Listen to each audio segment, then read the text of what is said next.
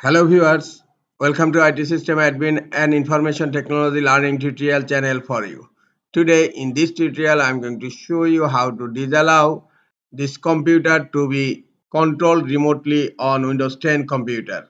Sometimes it becomes very important for you, so don't forget to watch full video. To disallow this computer controlled remotely on Windows 10 computer, right click on Start menu. Click on System. In System Setting, you will find Advanced System Settings. Click on Advanced System Settings. Here you will find an option Remote. Click on Remote. And here the first option is Remote Assistance. And by default, allow remote assistance connection to this computer is selected.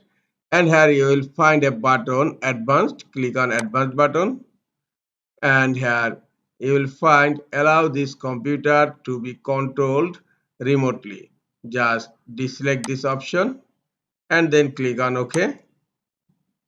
Now optionally you can deselect allow remote assistance connection to this computer and click on apply and then click OK.